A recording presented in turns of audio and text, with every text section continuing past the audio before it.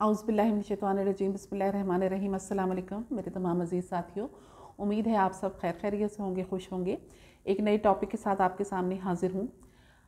हम अपनी ज़िंदगी में अगर देखें तो अगर मैं वालिदैन को देखती हूँ या असातिज़ा को देखती हूँ, क्योंकि ये दो ऐसी शख्सियात हैं, इसके अलावा भी हमारे बहुत बड़े मुख्तलिफ़ किस्म के रिश्ते होते हैं, लेकिन मेन रिश्ते हमारे वालिदैन और हमारे असातिज़ा होते हैं।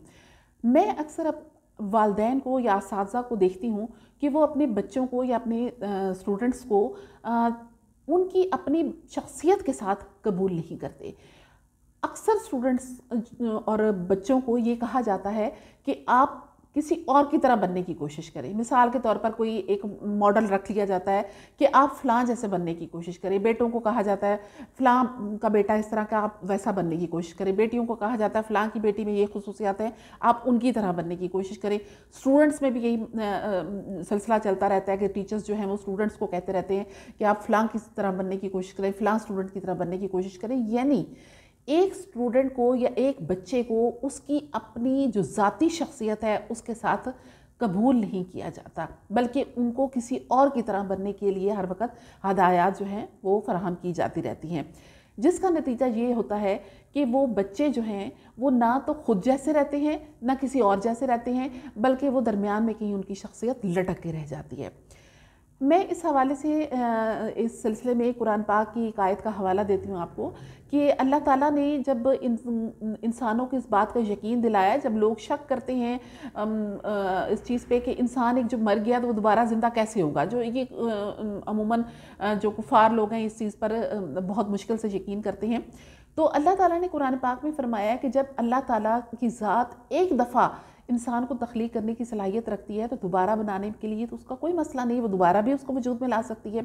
और उसके बाद अल्लाह ताला ने कुरान पाक में फरमाया कि अल्लाह ताला मरने के बाद जब दोबारा इंसानों को ज़िंदा करेगा तो उसकी पोर पोर को दुरुस्त करने की सलाहियत वो रखता है, यानी पोर पोर को दुरुस्त करेगा।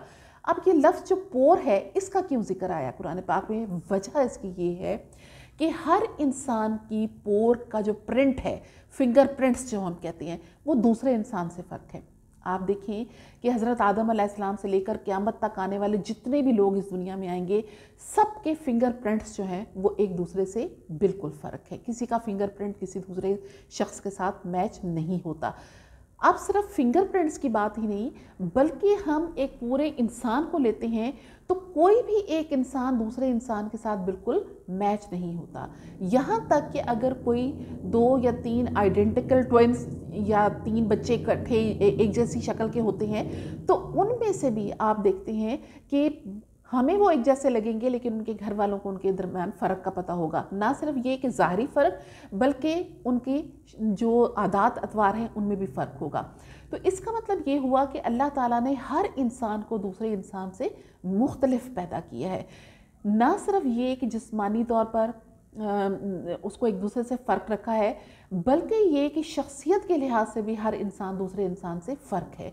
हम इस तरह तो कह सकते हैं कि फ़लाँ शख्स की आदतें उसके साथ बहुत मिलती हैं। हम कहते हैं बच्चों को कि फ़लाँ बच्चे की आदत जो है माँ के साथ मिलती है, फ़लाँ बच्चों की आदतें जो है माँ बाप के साथ मिलती हैं, फ़लाँ बच्चा जो है उसकी शक्ल सूरत माँ से मिलती है, फ़लाँ का कद काठ बाप से मिलता है। यानी मुख्तलिफ़ किस्म के वो मरकब तो हो सकता है, मुख्तलिफ़ किस्म की आदात अतवार और जो फ़िज़िकल अपीयरेंस है, लेकिन हर इंसान की शख्सियत जो है वो एक दूसरे से फ़र्क है।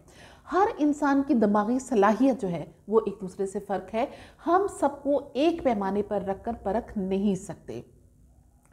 जब एक इंसान की पोर पोर जो है वो दूसरे इंसान की पोरों से फ़र्क है, फिंगरप्रिंट्स फ़र्क है, और हम अगर अपने फिंगरप्रिंट्स को किसी दूसरे के फिंगरप्रिंट्स के साथ मैच करने की कोशिश करें, उस जैसा बनाने की कोशिश करें, तो क्या होगा कि हम सिर्फ उसको खुदाई कर करके ज़ख्मी कर लेंगे और हमें नतीजा कुछ नहीं मिलेगा।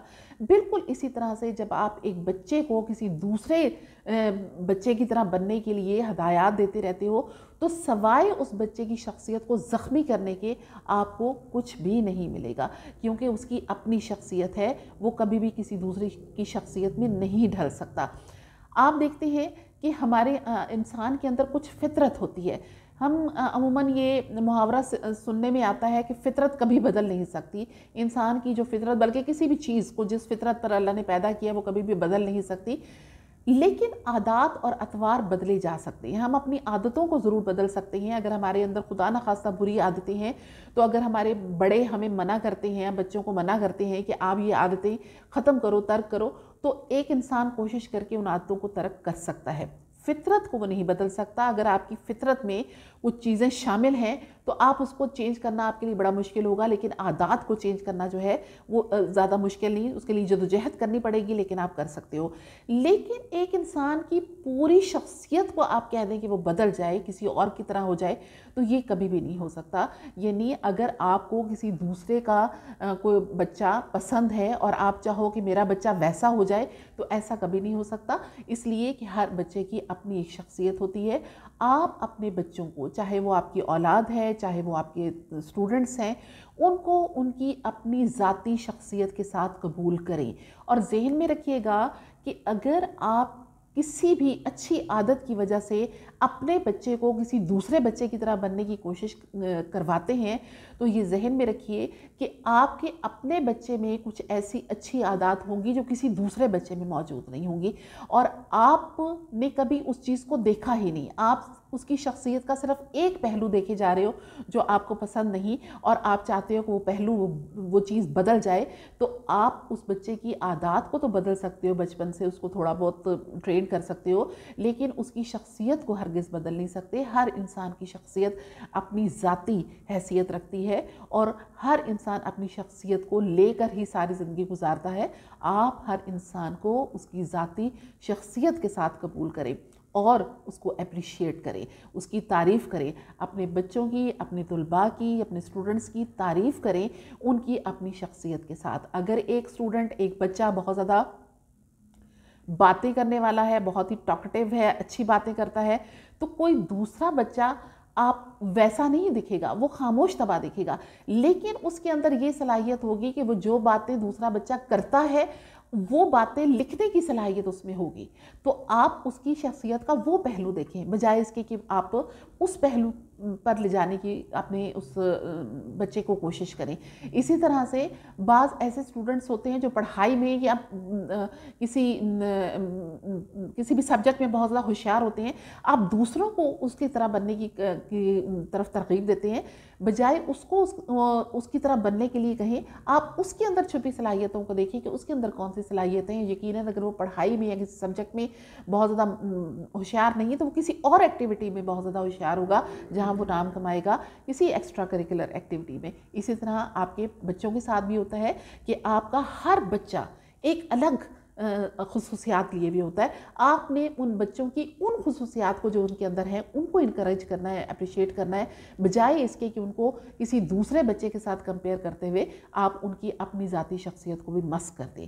ہمیشہ ذہن میں رکھیے گا اپنے بچوں کو پوری شخصیت کے ساتھ قبول کریں اور ان کے اندر جو خصوصیات ہیں ان کی تعریف کریں، اور کسی بچے کو کسی کی طرح بننے کے لیے مت کہیں، ورنہ اس کی اپنی شخصیت بھی خراب ہو کر رہ جائے گی.